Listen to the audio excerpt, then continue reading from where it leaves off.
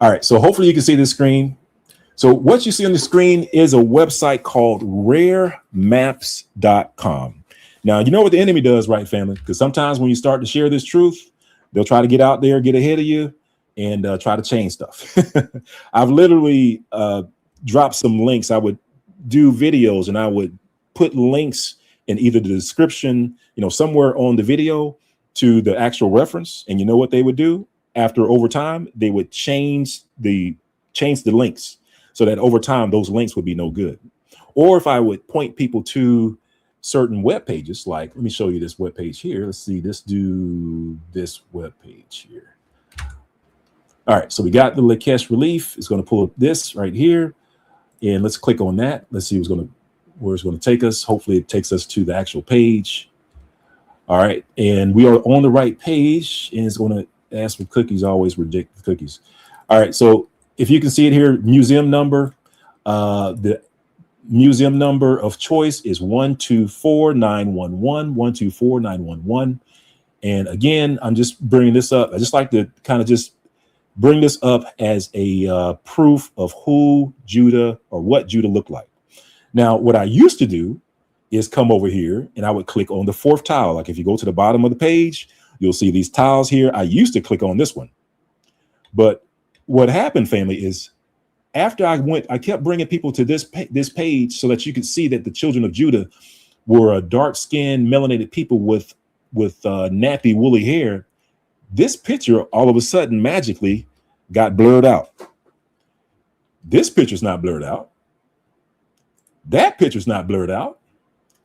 But they blurred out the one that I would routinely bring people to in my video. Now you might say it's circumstance, happenstance, and maybe it just happened by random choice, but I don't think so. I think that this is like just part of the nefarious, the nefarious effort to quell the truth, right? But praise be to the Most High that we can keep digging. And so if you go to this page and you just simply click on go to the right a little bit, you will actually still see the children of Israel with the nappy woolly hair. So unless they take down this site completely and just erase all the pictures of the children of Judah, the truth is going to be here, right? So, and actually I encourage you too, family, to take pictures. Take pictures, make sure you have pictures and save it on your laptop, your desktop, your phone of the children of Judah so that you can share it, because this website may not always be there. After I show this picture a couple of times, this page may magically get blurred out too. So I'm just letting you know, family, if just save it, make sure that you're saving it to your own archives so that when you references, when you're talking about it, when you're trying to share pictures, the real pictures of Judah, because what we're looking at, family, is the real pictures of Judah. And this hair texture, what I tell people is that this hair texture has been around, like when this was created sometime around, I want to say like the 500s AD. I could have that be off 100 years or so, but around 500 AD when this thing was created, this hair texture was a calling card. This hair texture was already circulating in other sculptures, in other countries, in other nations, so that when they put that particular hair texture on a person, that was a calling card, an identifier of what we would call today a black person. Not a light-skinned person, right? Not a white, light, pale-skinned person with woolly hair. No, a black, dark-skinned person. Just by having this, just by following the pattern of what we see on other sculptures, this is a calling card, an identifier of what we would call a black man. Hands down, case closed. This is it. This is why I always try to bring people to the actual pictures of the tribe of Judah, to show them that without a doubt, Judah were what we would call black people, right? And some people would say, well, they would probably look like the Arabs and the people that are there today. No, unless they look like this, unless they have hair like that, and they have dark melanated skin, the same dark melanated skin that we see on other sculptures with the same hair texture, then they don't look like them, right? And they don't look like them. Judah looks like what we would call a black man. So just want to put that out there, that when I say that, we're using old references, we're using old sculptures, old pieces of information to substantiate these claims. All right. So with that being said, let's go back over to our map. So just want to make sure you're able to see that and make sure the audio is still good. So audio should still be good. All right, I'm going to expand my screen so that I can see it. And then let me do this, family. I'm going to pull this out. So, and just follow along. So, and these are things that you can also replicate on your own time as well. So let's say somebody comes up to you and says, or somebody comes up to you and says, well, prove to me that Judah was in Africa. I think you're making that up. There's no proof that Judah was in Africa. Well, what you can do is you can say, all right, well, let's go to this map, this web page called raremaps.com. Raremaps.com. And this is what you see on the screen. So once you get to this page, you can come here and then let's look at some maps. So let's take a look at some maps. Let's go to Rare Maps, and it's going to take you to this page. So I just clicked on Rare Maps. You can see it here. And over on the left-hand side, what we want to look at is West Africa. So again, somebody comes to you and says, hey, prove to me that the Israelites were over in West Africa. And so come to here, go to Africa, click on Africa, and then go to West Africa. So hopefully you can see that on my screen. All right, so once you're there, the next thing we'll want to do, we'll want to sort this by, sort this by year. So we want the oldest maps to show at the top. So we're going to click on that. And what you can see, you can start to see these maps. And it'll give you the dates. You can see 1513, 1535, 1548. All right. Now, just to give you some history, from a historical perspective of why these maps say that what they say. So keep in mind that a lot of Israelites at this time were over in Spain and Portugal. So if you remember, over in Spain and Portugal, the Israelites were expelled from Spain in 1492. So 1492, a lot of Israelites fled Spain, went over into Africa. They also went over into Portugal and places like that. But when a lot of them, the initial wave went over into Africa. And then also what we see, family, there were subsequent waves of Israelites that were leaving or fleeing Spain and Portugal. This is the territory that we would call the Iberian Peninsula. So they fled from over there, came over into Africa. And we know that they came over to Africa, from multiple different sources. There are books that talked about them coming over into Africa into great numbers. There are also even the tracing of last names, because one of the identifiers of the Israelites of Spain and Portugal is that they started to have last names. Because if you remember in the Bible, you don't see Israelites with last names in the Bible. It's not the Apostle John Jenkins or the Apostle Mark Stewart, right? It's Mark John, or it's Isaiah, Jeremiah, Zechariah, right? Son of Israel, right? Or Ben Israel, something like that. But for the most part, they just have that first name. Well, the thing that was unique about the Israelites of Spain and Portugal, now keep in mind, they were one of the first to actually do this. So when you see other communities like the Ashkenazi community have last names, that's something that they didn't start doing, family, until around the 1800s. So when you see somebody of pale skin, and having a last name, that's something that happened recently. It was the dark skinned, brown skinned Israelites of Spain and Portugal that started that thing of having surnames of last names. And one of the prominent surnames of the Israelites in Spain and Portugal, and I've talked about this before as well, is Negro. The name Negro doesn't just mean black. The name Negro is literally an Israelite name. Let that sink in, family. When we were over here in the States, even to this day, when somebody says Negro, please, they are literally calling you an Israelite name. They were literally calling you the Israelite name, because over in Spain and Portugal, of course, there are different families and have different last names and stuff like that. But the last name that everybody knew about, arguably, was the Negroes. Why? Because they ran the synagogues. They were governing all the Israelites over in the country. And, anytime somebody had a problem and they had to, go to like a rabbi, like the head rabbi, like I think they called him like the black rabbi, it was a Negro. Just letting you know. And even the territory that they ruled over was called the village of the Negro. And they also ruled over other territories over in Spain and Portugal as well. But needless to say, family, this name, we can also trace where this name was used. So we know that this name, when we looked at surname dictionaries and what a surname dictionary is, it shows us not only the names, but it shows us where these names are found in the world.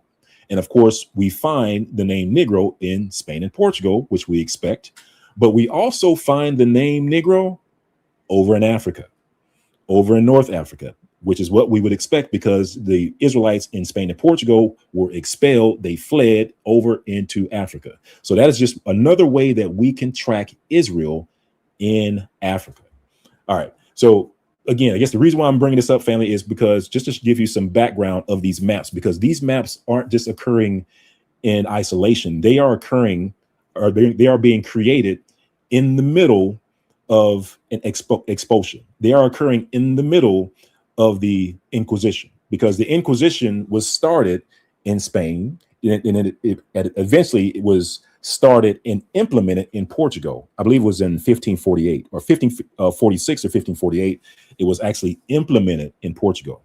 And each time of these iterations, these implementations of the Inquisition in these countries, particularly in Spain and Portugal, we start to see an influx of Israelites over into Africa or over into the Americas. And get this, family, because you know about 1619, right? You got 1619 when the first African American or Africans slaves came over to Virginia, right? Jamestown, Virginia.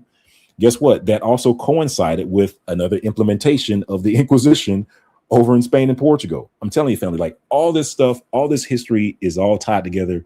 None of this stuff is random. It all ties back to Israel. All right. So at the time of these maps, so let me go pull up the screen, and I know it's small on your screen. Let me see if I can zoom in here, family. Hang on. Let me do zoom. See if I can zoom in just a little bit. All right. So hopefully you can see that. I know it's probably still small. What I'll do is I'll click on the maps and make the map full screen.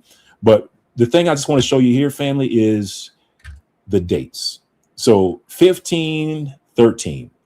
So 1513, this is just before the transatlantic slave trade was authorized to take slaves from the west coast of Africa, right? So in 1518, this is when the very first authorization, it was given on two fronts. So you had the Portuguese who were given this territory over in Africa, the west coast of Africa. This was the Portuguese territory. And then over in the Americas, you had Spain. And of course, you had Portugal had some territory. They had Brazil.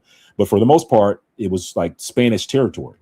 So the first law that was put in place in 1518, and Bernardino Gomez was given the task or authorization by the king to come into West Africa and to work with the kings of Africa to go after specifically the Israelites, to go after the Israelites, to capture them, to enslave them, and to sell them. And then it also authorized for the very first time the taking of slaves from Sao Tome. Both things. And this is one of the things I try to tell people. It's like, this is how we know that we are the children of Israel. One is because the actual law that was implemented by Portugal, because it wasn't just written in 1518. It was actually written before 1518, but it was implemented in 1518. It was executed in 1518, right? Bernardino Gomez was one of the first people to go out into West Africa and start executing on this law in 1518. But anyway, in any case, family, this was a literal law. It is literally still in the Portuguese archives. It is called the Manuelian Ordinances. I believe it's in Book 5 in Title 112. And within here is where it actually spells out the rules of the transatlantic slave trade and the taking of the Israelites. But this text is the text that never makes it into the American literature. It never makes it into mainstream, mainstream media or American literature, even though this is literally a law. This is literally a law. At the very least, we should read the law that governed the transatlantic slave trade, but they don't want to do it, in my opinion, because if they do it, then you would put two and two together and you would say, well, wait a minute, these laws were against the Israelites. Does that mean that I'm an Israelite? These laws were saying take slaves from the west coast of Africa. Does that mean that I'm an Israelite? Like, you would start to put two and two together. I believe that that's why they leave that stuff out. All right. But anyway, all right. So in any case, so that law is also part of the undeniable truth or proof that the so-called African Americans are the Israelites. And one of the arguments you might hear is that, well, it's just a few of you guys that are Israelites. It's not a whole bunch of you guys. Nope. I'm sorry. Also, one of the things, the unique traits about African Americans, particularly here in the States, you know what, family, is that when it comes to DNA, for the most part, we are just one DNA haplogroup. And that's another proof that we are Israelites, and that the transatlantic slave trade was a targeted endeavor, because Africa is one of the most genetically diverse places on the planet. It's kind of like if you think of a jar of jelly beans, and a jar of jelly beans has different DNA groups in it, different haplogroups in it, like that's Africa, right? And the African American jelly bean or DNA haplogroup, the one color that's in that jar of jelly beans, was taken out. Primarily one color, one people were taken out of that mixed jar of jelly beans to make up what folks would call African American, to make up what folks would call over in, whether you talk about the United Kingdom or in Brazil or all these different places, it's one jelly bean. And what that means is that if one person is Israel, that means they all Israel for the most part, right? And it's somewhere on the order of, if you do adjustments, I want to say around 85% of the people that was in the transatlantic slave trade, or 85% of the people that are over here in the U.S. belong to one haplogroup. When you make adjustments, the adjustments that I make, family, is I subtract the DNA of the Europeans out of that, because there was a lot of rape that occurred. This is why we know, or how we know, who actually raped the slaves, like who actually had the slaves in bondage, who had the slaves, right? Because we can look at the DNA. There's no running away from that. We know who did it. We know who did it. So in any case, the DNA points to the Israelites, or the so-called African Americans being the Israelites, because we are predominantly pointing back to one forefather, which is what we expect, because Jacob would be our forefather. This is another unique trait about us. So here we are. Let me bring it back to this map. So in this map, this is right before 1518, right before the Israelites were taken from the west coast of Africa, but they are spilling into the west coast of Africa. And I'm going to expand this, so hopefully you can see this screen here. So on this map, this is one of the earliest maps of the west coast of Africa. Now, as we look at the west coast of Africa, we do not see a whole lot of Israelite names, even though this is in different language, of course, but we don't see a whole lot of Israelite names here on the west coast of Africa. What we do see, if you scroll over to the right, you'll see this name called Judea. So in this, you say it's Ivedea. So this is Judea. So Judea is the name of the territory of the southern kingdom of Israel. Let me say that again. Judea is the name of the territory, the place where the southern kingdom of Israel lived. We're talking about Judah, Benjamin, and Levi. And there were also some vestiges or some remnants of the northern kingdom that joined unto the southern kingdom. But in any case, they lived in a territory for years, for hundreds or thousands of years, in a territory called Judea. That was their homeland, right? That was their homeland. So in this map, 1518, the homeland is still over in what we would call the Middle East. This is what we see on maps. All right, so let me zoom back out of this map. Yep, E1B1A. So yep, E1B1A is the haplogroup of the Israelites spread abroad. And I also will say that even if you are not E1B1A, always keep in mind too, family, that the strangers were also welcome among Israel. We see this even during the time of Joshua, like when Moshe passed away and Joshua took over the reins. And then Joshua had to organize the Israelites before the Most High, before the presence of the Most High. And he had each of the tribes of Israel arrange themselves around the tabernacle. And we know that there was also a place given and set aside for the strangers among Israel. As long as they were willing to participate and follow the law, statutes, and commandments of the Most High, they were welcomed, right? They were welcome. But, they couldn't be enemies of Israel and be among Israel. Come on, family. Because you got people that's trying to be, enemies of Israel. They don't like black folks. They can't stand black folks, right? But talking about they Israel. Nah, it don't work like that. You got to love the people too. You got to love the people too. All right, so let's get back to our map. So we've seen that the territory that the southern kingdom, that the house of Judah, because the southern kingdom was called, it went by a couple of different names. Sometimes it was called Judah. Sometimes it was called the house of Judah, right? Or the southern kingdom, or Judea, right? Judea is the name that we're going to focus in on as we go through these maps. All right, so we took a look at the first map and we saw that Judea was over in Africa. Let's see here. And also another thing too, families. Let's make sure my map's not freezing up on me. Hopefully that freeze up on me here, family. Let me zoom out, zoom back in. There we go. All right. So you can see here, family, same thing.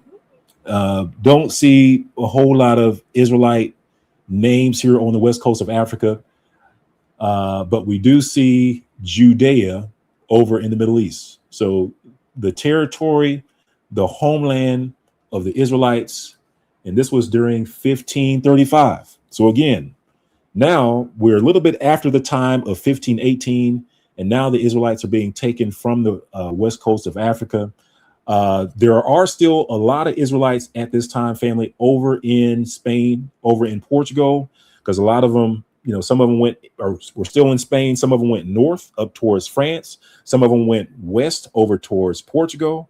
And then as they were in Portugal for a while, after a while, even the king of Portugal kicked them out as well. And it was iterative. For those, it gave, and the king and queen of Spain and Portugal gave the Israelites a choice. They said that you can either follow the Pope, let the Pope be your Pontius Maximus, right, your replacement for Hamashiach, and follow the tenets of Christianity. Worship Mary, the Mother Mary, all this stuff. Go to Sunday worship. Stop observing the Shabbat. Stop observing the feast days of the Bible, and the law, statutes, and commandments, and all that stuff was done away with. That was back then. Except back then, they were actually unaliving people who were trying to follow the law, statutes, and commandments. This was the core tenets of the church, and they were doing this under the guise, under the authorization and the execution and implementation of the Inquisition. The Inquisition, they were the ones that were snatching people out of their homes and burning people on church or in the city square on Sunday mornings. It was one of those two places. They were torturing people. Some of those chambers those cells that they were torching people, that they were having emaciated people, were not feeding them and doing all sorts of things to them. They would sometimes put fat oil on their feet and set their feet on fire. Like, this was some wicked stuff, family. And get this, a lot of these torture chambers were underneath the sanctuaries of the Catholic Church, under the sanctuary of the Catholic Church. But again, that's a story for another day. Even the Elmina Castle over in West Africa has a church up top, and then the holding cell for the slaves were below it. Same principle. It wasn't something that was brand new for Elmina. Elmina was simply copying it from Spain and Portugal. I'm just letting you know, this was some wicked stuff. It's some wicked stuff. All right, so we are following the Israelites through time. So here over in Africa, so far we just see Judea over in the Middle East. So not a whole lot of stuff going on over in West Africa. But as we keep scrolling down, so now we're going to come to, let's see, 1565. So 1565, let's click on this map. And we're going to expand this, make it full screen. All right, so hopefully you can see this map and make sure it's showing up on the screen properly. All right, so now on this map, now you start to see, it doesn't show you the Middle East, but you start to see that there's a territory named Portugal, Lamina of Portugal, in the middle of Africa. And it has a little lion right there. Now, of course, you can say, well, Portugal, they had all this territory down here. They had a castle down here, but that wasn't called Portugal. They had territory over there. That one wasn't called Portugal. Only this territory right here was called Lamina of Portugal. And this is important, family, because this is where we start to see people of Portugal show up on African maps. Because one of the things that happened, family, is when the Israelites fled over into Africa, they fled into North Africa first. But the way history works, family, is that when the Israelites were over in North Africa, they started having problems with the natives. And when I say natives, it's a long story behind this, but throughout the scriptures, families, particularly in the Old Testament, the Northern Kingdom had a problem with the Southern Kingdom. They were beefing, right? This is when you had the split, right? You had the split between the North and the South. Israel, the Ephraimites against the Judites, right? And they had wars, and they unalived people on both sides, right? And this, the two branches, these are what we would call the two branches of Israel. The two branches of Israel were and still are against each other. And it is not until Hamashiach, or the Messiah, returns that the two branches will come back together again. But in the meantime, they are separated. And the Northern Kingdom was against the Southern Kingdom.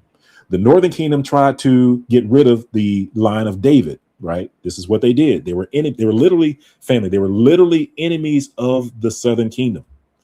And this also played a part in Africa. Because in Northern Africa, when the Israelites came over into Northern Africa, the children of Ephraim, the Northern Kingdom, was there. And the monarchs of Spain and Portugal, they started working with the Ephraimites to rule over the Southern Kingdom. And of course, they abused them, they tortured them. And then our Israelite brothers did what they were, what you would expect people to do, that's being persecuted and prosecuted. They fled, and they fled deeper into Africa. And they fled deeper, further south into Africa, which took them into deep West Africa.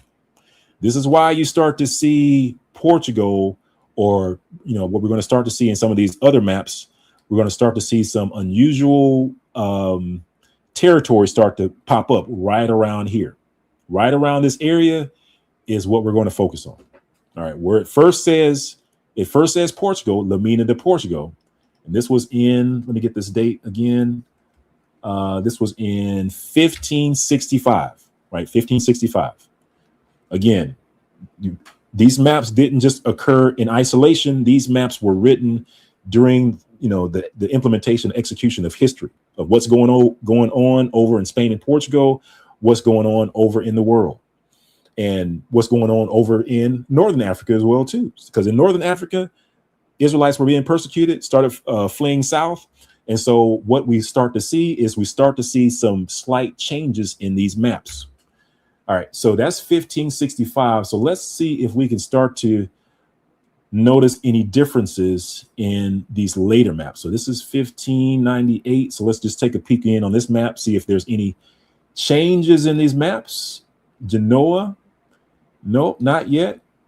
Well, we do see Negritia, right? Negro land, right? Negro land starts to show up here. And remember, the Negroes were known over in Spain and Portugal. They were a literal people over in Spain and Portugal. They were Israelites over in Spain and Portugal. But again, right around this area, we start to see Negritia, or Negro land. But still, we don't see anything that stands out to us that, hey, the Israelites are here in West Africa. And we are in 1598. So Israelites are over in Africa. They're spending more and more time in Africa. They're multiplying. They're starting to establish their communities over in Africa. And one of the things that we do know just by fact of these maps is that they were being tracked. They knew, like, these people over in Europe knew where the Israelites were. Why? Well, let's take a look at some of these maps. Like this one map is from 1619. We know what happened in 1619, right? 1619, in Jamestown, Virginia. First African slaves show up in Jamestown, Virginia, right? And the first slaves, part of that, the first slaves, they were Antonio Negro, I believe Isabel and Antonio Negro, right? And they literally had the last name of Negro, which was the last name of an Israelite. People don't pick up on that. Some of the like the reproductions of I'm trying to think of the name of the ledger that had the names of the slaves in there. It wasn't a manifest. Oh man, forgive me, fan. I'll hopefully it'll come back to me. But it's literally the thing that the names of the people that were part of that ship, all the names it was kind of like a manifest of the people that were part of the ship, and the people were listed as first name, last name, first name, last name, first name, last name, and even Antonio Negro and Isabella Negro were listed first name, last name, first name, last name. So we know that they literally had the last name of the Israelites, the Israelite family. They weren't just identified as Negro; they had last names of Negro. That was one of the greatest, I want to say misconceptions, but redirections in some of the reproductions of the original manifest, is that when people rewrite that, they write it Negro as an identifier instead of a last name. All right. But in any case, here we are, 1619. So let's take a look at this map. And again, I'm going to make this full screen. Now, this is when things start getting interesting. So 1619, we have the Negroes arriving over in Jamestown, Virginia, over in the colonies. At the same time, now keep in mind, the transatlantic slave trade is in full swing, right? 1619. Not only that, this is what you would call the slave coast right here, right in this area. This is where the slaves were being taken from. We also know that they were taken from places in Congo. We're not going to focus on that for this one, but for today, we're going to focus on the slave coast because it's called the slave coast. So on the slave coast, you may come across this map. This is 1619. And just by looking at this, you probably will say, well, okay, well, there's nothing special about this map, right? Just see some different names on here. This is an interesting name, Bangana, right? This is the people of Bambara. We have text that shows that the people of Bambara were Negroes, but let's see if we can get something more specific. And what we're going to do, we're going to translate from Hausa language to English. Why are we translating from Hausa language to English? Because Hausa language is used in this area right here. So what did the people in this area believe that this word meant? Ludeyas. What does Ludeyas mean? So let's type it in. Ludeyas. Oh, I misspelled it. Ludeyas. You see it there, family? Judea. That's what this word means. Again, you probably came across this map. This map was written all the way back in 1619, the same year that the first slaves came over into Jamestown, Virginia. They created a map of the slave coast that supplied the slaves. And the slave coast that supplied the slaves, they called it Ludeyas, which was the name Judeas. It literally means Judea. And what we talked about earlier, remember I pointed out to you, is that the homeland, the territory of the southern kingdom, the territory of the tribe of Judah, the territory of the tribe of Benjamin and Levi was called Judea.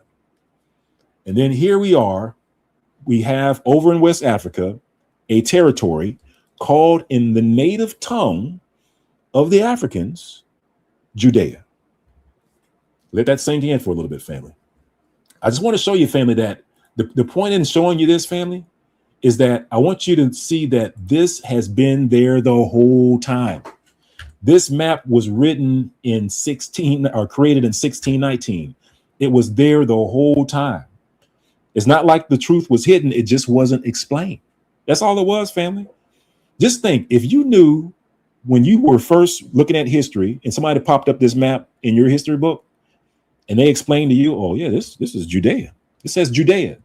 Wouldn't that cause some follow-up questions? Wouldn't that cause you to say, well, wait a minute, why is that called Judea? Wait a minute, the Israelites lived in Judea, the southern kingdom. You talking about what were the slaves? And this was also called the slave coast? You know what I mean, family? It wouldn't take us long, especially with our scholars, right? Putting two together to know that there was something was afoot. All right. Well, in any case, so 1619, Jamestown, Virginia, Judea is what we start to see. All right. Well, let's keep scrolling down, because what I want to show you, family, is that territory was called Judea or Judea for a very long time. So that's 1619. Let's go over to this map was created in 1640. So 1640. Let's zoom in on this one. So over time, I just want to show you, family, that it wasn't a one-hit wonder. So from 1619 to 1640, we still see Judea there. It's spelled a little bit different, right? Deus, they actually split the word out, right? And they have an E instead of an A, but it's still there. And this is what we would expect, because this was written in a different language. Different languages have different vowels and consonants for certain words. So it's still there in 1640. So again, these map makers knew exactly where Israel was located. Now, remember, they would tell you that the Israelites were taken from, or the slaves were taken from the hinterland. They were taken from the hinterland. They were taken from inland and then brought to the coast. I'm going to show you that in a minute. They were taken from the inland and then moved to the coast. We're going to see that in these maps coming forward. All right, so that was 1640. Let's see what other maps we have. All right, that's 1640. This one's 1640 as well. Probably going to see some of the same stuff, but let's pull it up anyway, family. Yep. So different map, same area, Judea. Judea is over in West Africa in the slave coast. Let's keep scrolling down. Let's see if we can, as we keep scrolling down, we're going to come across maps that were newer. You know, they weren't as old as that 1619 map. And also maps like this one, family, like this map doesn't have, you know, this map wouldn't be a good map because it doesn't have this territory. It has that big graphic on top. So it's actually blotting it out. So we're not going to be able to use that one. But let's find a different one, family. Let's find, so this one's 1669. So let's see if in 1669, if they were still identifying that territory as Judea. So we're going to zoom in. Now, a couple of things on this map as well. Let's take a look. So we see Judea or Judea is still right over the slave coast, right? Still in the hinterland. But we also see other names like the city of Lam. So we know Lam in old books was a territory of the Israelites. And also the Bambara, where we see Bangana. This is the kingdom of the Bambara. So both these kingdoms right here, family, were territories, according to old books, of Israelites. They said that these people here were Israelites. In addition to this territory that's literally called Judea. All right, so let's keep going down. Let's see, that one's 1669, of course, in 1660 or 1670. And as we look at this one as well, let's take a look, see if anything is on this one. Yep, Judea is on here. Of course, the positioning of it is not exact, but you get the idea, family, is that they were still tracking the Israelites. They were still tracking Judea in West Africa. So if somebody comes to you and says, well, how do you know that the Israelites, what proof do you have that the Israelites were over in Africa? Well, we have the names of Israelites over in West Africa in maps. Maps points it out. Maps shows the territory called Judea, right? And not only does maps show the territory called Judea, we're going to look at something else as well. Let's see, this is in 1670, so we're getting close to the 1700s. And you still see it in the 1700s. So I'm going to quicken the pace here a little bit. So this is kind of getting redundant. You'll see a lion, Judea. Lion, Judea. I'm letting you know they knew who was there, family. They knew who was there. All right. And so that's 1670. This is 1676. And what do we have here? Let's see. Is Judea still on this map? What is on this map? And I'm looking. I don't see Judea on this one, unless my eyes deceive me. Yeah, I'm looking, family. I don't see it on this map. This might be this was from Frankfurt. Yes, that's another thing as well. Let me some of these maps that were created by certain countries purposely omitted Judea from their maps, and that's another pattern that I saw. Bear with just for a second. I'm pulling up a territory here. Let's see, Frankfurt. Okay, all right. Well, it's coming up slowly on my phone, but I'm going to show you this as well, too, family. So there are some countries when they make maps, they left out the Israelites, right? They left out the Israelites, and one of which was the Germans. The German maps, they didn't show the Israelites in their maps until I want to say around the 1800s. And you wonder why that is. Why did they intentionally leave out the Israelites in their maps? But the French and the English and some of these other map makers, they would routinely put the Israelites in their maps. It almost seems like there was a some sort of agenda that was going on there, in my opinion. All right, so let's keep going. Let's see here. It says this doesn't look like a full map, so I'm pretty sure this one won't have any detail yet. This one doesn't have any details on it, so we're going to skip that one. But as we keep scrolling, family, we're progressing through time. We're getting closer and closer to present time. So this is 1688. Let's see if this one has anything on it. Let's go to this map, see if it has any details. This one's kind of light on the details. Unless you see it on there, family. I don't see Judea on that one either. This is Venice. So Venice doesn't have it on there. So far, Venice. Oops, sorry.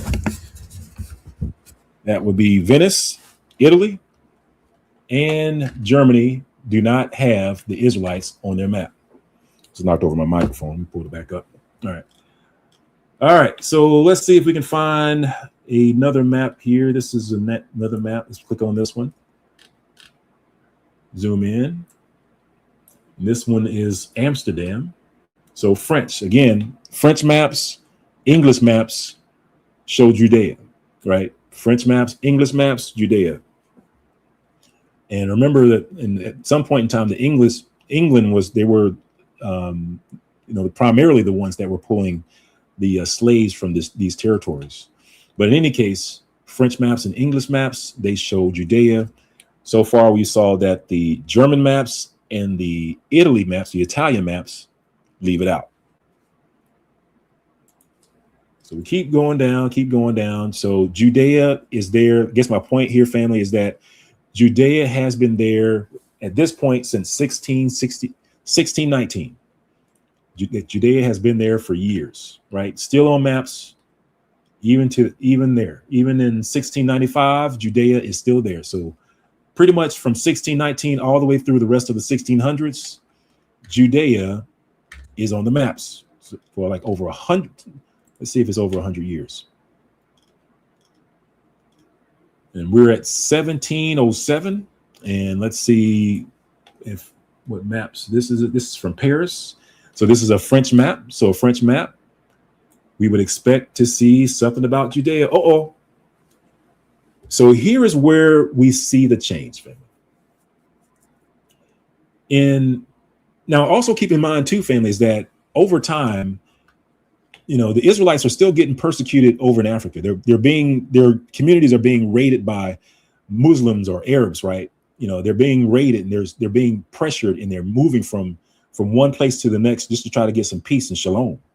So what may have started off as a territory over here to the left, you might start to see them shift over towards the right, and down towards, Congo and places like that. Just like when we saw Lamb before, we saw Lamb was back over here on this other map, but now it's back over, it's closer to this territory. But in any case, family, you can see Judah here, right? Remember, I told you that what they were doing was that they were taking Judah from the hinterland and bringing them to the coast for the transatlantic slave trade. And this is one of those things where, let me pull up this map here. I'm going to make it full screen, so hopefully you can see that. So in the 1700s, we switched from having Judea listed on the map to Judah. Now it just says the kingdom of Judah. This is what that is, the kingdom of Judah. Not only does it say the kingdom of Judah, it also says this is Judah down here as well. I believe it's like the harbor of Judah. I believe that's what it means, the harbor of Judah. Just want to show you, it wasn't just the kingdom of Judah. There was multiple places, the harbor of Judah. And we're also going to see another Judah here on the west coast of Africa in subsequent maps as well. So we have maps where the kingdom of Judah starts to show up in the 1700s. So now we are over 100, almost over 100 years over in West Africa, using maps. And here we are, 1719. This is the 100-year mark from that 1619. This is Amsterdam. So again, in these French maps, we are seeing consistently references to Judah in these French maps. In these French maps, the kingdom of Judah. And you see Judah down here as well. It would be the harbor of Judah. But also what you'll start to see, we're going to start to see another Judah pop up here right on the coast as well. But we'll see that in other maps. Now, also, you might say, all right, keep in mind that with these French maps, family, that these maps aren't occurring, again, they're not occurring in isolation. Because over in France, the Israelites that were in Spain and Portugal, the ones that instead of fleeing towards Portugal and instead of fleeing towards Africa, they decided to flee towards the French. They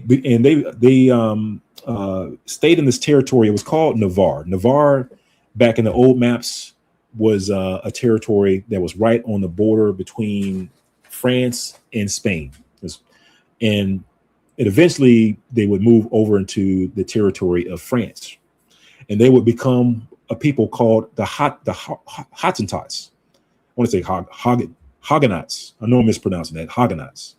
So in other words, you had Israelites over in France in great numbers. Israelites were over in France in great numbers. So why am I bringing it up? Well, because Israelites were over in France in great numbers. In these maps, you consistently see where the Israelites are located. In the French maps, because the Israelites were over in France at that time. They had fled over to from Spain and Portugal over into France. I'm just saying, family, all this, like these maps, the reason why these maps look a certain way, it's tied into history. It's tied into what's going on back over in France, right? And over here, we also see, I thought I saw Lamb. Yeah, you see Lamb here. Lamb is still over there. Lam is more over to the east at this point, right? But we are at the 100-year mark, and we have Israelites persistently being shown in France. Not only were the Israelites over in France, but Israelites also fled over into England. They fled over to England. So these are the places where the Israelites fled to. We see that those people, when they make their maps, they're also identifying Israelites over in the west coast of Africa in a place called the Slave Coast, in a place where the slaves for the transatlantic slave trade were being taken from. And this map is from 1728. And this is the Slave Coast, right? This is the Slave Coast. And you'll see the name Wida here. Wida is also a name for Judah. Wida is Wida or Fida, but this was just another alternative name for Judah in a French map, 1728. All right, and let's take a look at the next map. Let's see, 1728, 1730. And here, let's see, this one is Judea. So they're even still drawing reference to Judeas, right? It's either Judeas or Judah. All right, so that's over 100 years worth of maps of showing that Israel was in Africa all the way back in 1619 when the first Americans or the first slaves came over to Jamestown, Virginia. All right. And so this one is Amsterdam, but this one doesn't have a lot of detail, right, going into the hinterland, so we won't be able to use that one. So let's scroll down. I just want to start showing you just some of these subtle differences that we start to see in these maps over here. So some of the subtle differences, again, let's zoom in here. And even here, family, you can see where it says Judah, right? And not only in Judah, if we scroll down, let's see if this one has the ones underneath it. Pope of Ayuda. I don't know if that's Judah or not, but that's very close to Ayuda. That might be Judah. But yeah, I don't see the cities on this one just yet. All right, so we'll keep going. But in any case, it's consistent. Judah over in the west coast of Africa. This one's from 1747. Now, this is getting close to it. Over again. Got to move my microphone, family. This is getting close to the time where, and let me make sure my audio is still good. All right, audio's still good. This is getting close to the time where, so England around this time had won this thing called the Asiento from the Pope, right? So, from Spain. So the Pope gave the Asiento to Spain. Basically, the Pope authorized Portugal, and which then, kind of fell into the lap of Spain, but he authorized the taking of slaves from the west coast of Africa. This was an authorization from the Pope, and it came in the form of an Asiento. It came in the form of a decree, a papal decree, and then it was written into law by way of the Asiento. Now, this Asiento then passed from Spain over into England. So England owned it in the 1700s. And when England owned it in the 1700s, which meant that England then had the authority to be able to take slaves from the west coast of Africa. Then when England starts to make maps of the west coast of Africa from the places where they were taking slaves from, right after they received the authorization from the Pope, in their maps, they start naming the slave coast the Kingdom of Judah. I'm just letting you know, it's like all this stuff, family, is all tied into the same place. It's all tied into history, is all tied into, what's going on in the world. Like, this map didn't just occur out of the blue or out of isolation. This map occurred after England won the Asiento, after England was given the approval or the authority to start taking slaves from the west coast of Africa officially. They made a map. They called the slave coast the Kingdom of Judah, right? They called the slave coast the Kingdom of Judah.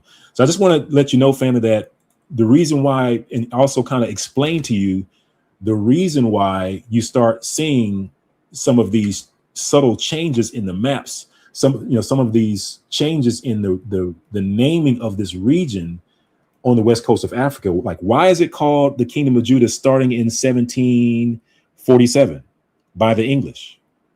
Well, it's because, it's on the England's maps. It's because they won that Asiento. Right? Why is it called the Kingdom of Judah on the French maps? Well, we know that the Israelites that were over in Spain went over to France. They were called the Hottentots. The Hottentots even came over into the Americas. Right. But when the French started making their maps, they too called this area Judah, the Kingdom of Judah. So both France and England had large populations of Israelites that were from Spain and Portugal who fled into Africa as well. It's all tied together, family.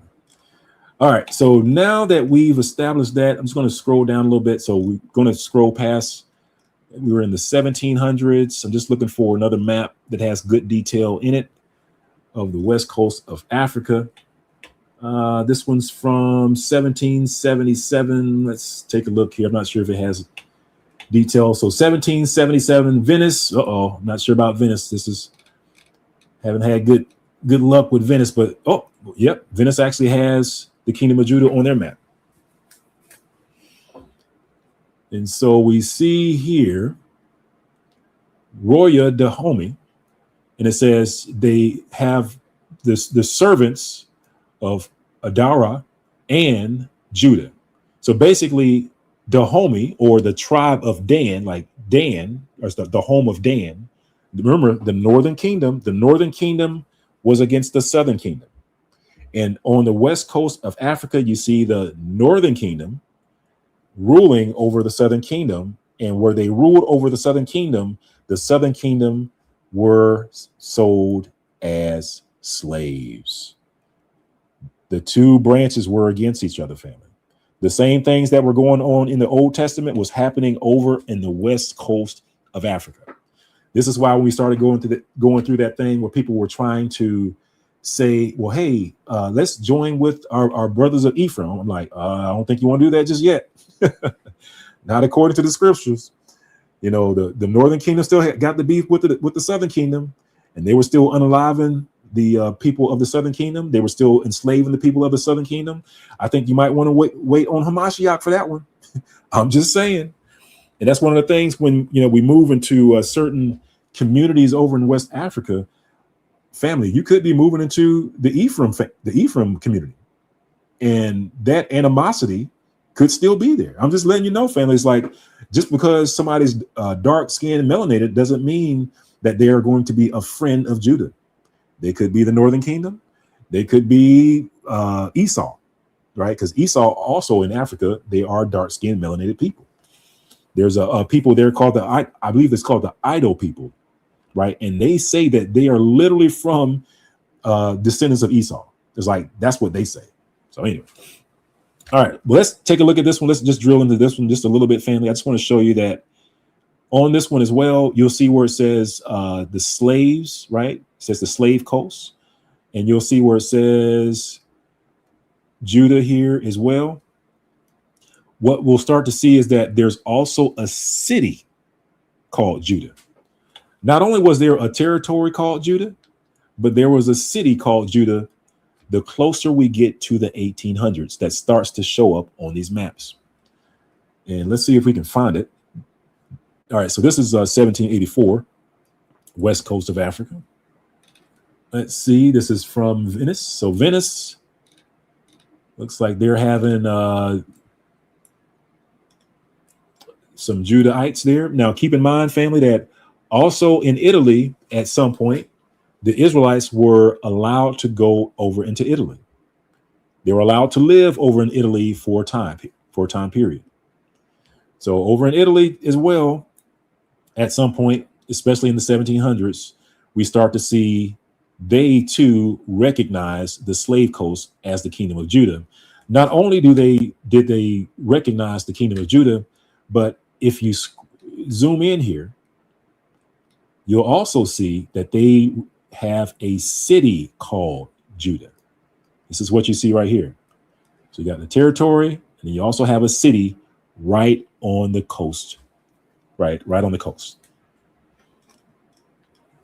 So there were two things of Judah, two locations of Judah. They had a city and they had a territory. And I don't think there's anything on that one. Let's go here. I think that might be it, because here we are in the 1800s. So in the 1800s, this is when the maps start changing. And let's see here. This is a map. And I believe this is a German map. So let's take a look at the German map. So also keep in mind, this time over in the Americas, over in the colonies, in the, of course, America is birthed at this time, and that the German Jews, the Ashkenazi Jews, then start pouring into the Americas in the 1800s. This was the time where you started to see that big flip flop of, you had a bunch of Spanish and Portuguese Jews or Israelites over in Spain and Portugal, right? And then, of course, they came over to the Americas, and they were the predominant Israelite population over in the Americas. But then in the 1800s, family, is when there was a great influx of Ashkenazi over into the Americas. And this is when we start to see some funny things happen. One is, this is where we start to see the community of the Spanish and Portuguese Israelites over in the Americas, over in the U.S., magically disappear. This is also when we start to see the descriptions of the Israelites start changing from dark-skinned, brown-skinned, melanated people over to a pale-skinned people. And also, this is also when we start to see in maps. Remember, we were looking at maps, map after map after map was showing that the Israelites, that the kingdom of Judah was over in the west coast of Africa. But remember, in the 1800s, you can see it on the screen, they're erased. You start to see them erased from the maps. So if you're wondering, why is it today when you pick up a map of Africa, when you're looking at a map of Africa in your history books, that it doesn't show Judah on your map? It's because they were erased, family. 1806, erased. You had a kingdom of Judah and you had a town territory of Judah, erased from history. So just want to point out to you, family, that when we start to tell people that about Israel being over in Africa, and that Israel had been over in Africa for a very long time, and in the west coast of Africa, and then people will say things like, well, I don't see them. When I go to a map, I don't see them. Well, the reason why is because they were erased, or the maps that you're looking at don't go back far enough. One of the two. So just want to show that to you, family, that just want to show you that change of the maps of Israel, and also show you that they were removed from history, or the names was changed. You can see Wida right here, but Wida is the other name of Judah, but they don't put Judah there. They just put Wida there instead of Judah. So somebody that doesn't know that Wida means Judah, they'll look at that and just keep on going, right? So that is it, family. Like I said, just want to bring that to your attention and show you that the territory of Judah over in West Africa is more than just Judah being over in the west coast of Africa. It's also that Judea was on the west coast of Africa all the way back in 1619, right? All the way back in 1619, we see Judea. And actually, let me go back to my map here real quick, family. In that it all lines up with what was occurring in history, because in history, we had the Israelites being expelled from Spain and Portugal, fleeing over into Africa. And as they were there for many, many years, as they multiplied and integrated with the population over in Africa, we start to see, like we said, the territory called Portugal with the lion. And then that same territory over time was then referred to as Judea, which is this map here in 1619. Judea, biggest day, Judea. All right. Well, hopefully that helped, family, as far as just giving you some more information to show you about the proof, the definitive proof that Israel was on the west coast of Africa, that there is that we aren't just saying this stuff when we talk about Israel being on the west coast of Africa. We, those of us that are part of the diaspora of the transatlantic slave trade, just want to show your family that the amount of evidence, the amount of proof that we have to prove that we are the children of Israel, that we are the people of the book, is beyond anything that anyone else has, right? When you're talking about old primary sources. So just want to put that out there, that when it comes to setting the bar, we set the bar and no one even comes close. All right. Well, hallelujah, family. Thank you for hanging in there. Thank you for still hopping on here, family, even though it's late. Didn't want to be on here too late, but just wanted to add that to the your history. For those of you all that are history buffs that want to continue adding to your repertoires as far as your evidence of Judah, definitely please add this to your history. All right. Well, hey, love you, family, and tune in next time. I think possibly the next map that we'll take a look at the map of giants. That's right, the map of giants, because although when we think about giants and stuff like that, of course nobody's really seen them, stuff like that. We'll go back to that, because of course in these last days it's supposed to be like the days of Noah, and as the days of Noah, of course during the time of Noah there were giants, right? So we'll see if we can find some giants. All right, hallelujah. Well, hey, family, love you, family. Peace, love, and blessings, and shalom.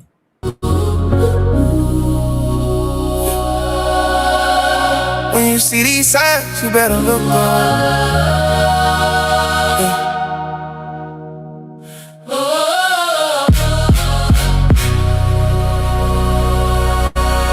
When you see these signs, you better look up. I've been walking through the fire, clothes smell like doubt. Seen the waves over my head, still I never drown. Mama praying in the kitchen, tears on the tile. Say the world get darker, but that's been for a while. Scroll for the rumors, every headline war. Everybody got a platform, nobody sure. I've been hearing in my spirit, boy, your time close. Got my eyes past the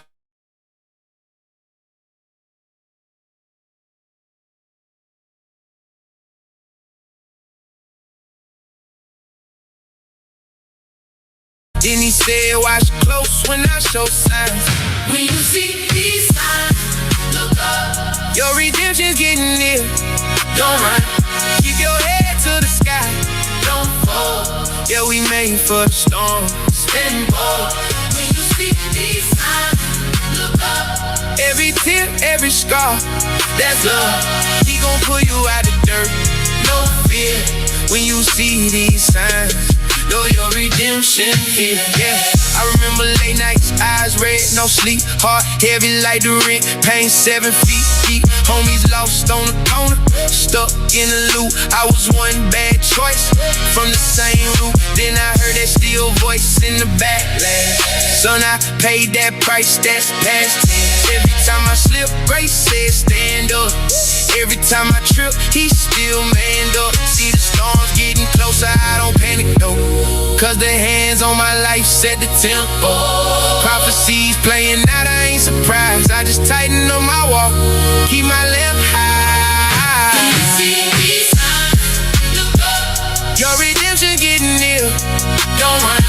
Keep your head to the sky. Don't fall. Yeah, we made for the storm. Stand bold. When you see these signs, look up. Every tear, every scar, that's love. He gon' pull you out the dirt.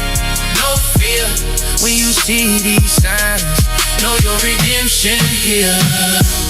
I've been down bad, he was still that close. I was off track, he was still that road. I was lost, but I never left his sight. Every sign's just a signal in the night. Hands up high when the sky turn red. Even if I'm hanging on by a thread, I know who gon' catch me if I drop. So when I see the signs, I look up, not to stop. These signs, look up. Your redemption's getting near. Don't run. Keep your head to the sky. Don't fall. Yeah, we made for the storm. Stand bold when you see these signs. Look up. Every tear, every scar, that's all. He gon' pull you out the dirt. No fear when you see these signs. know your redemption here.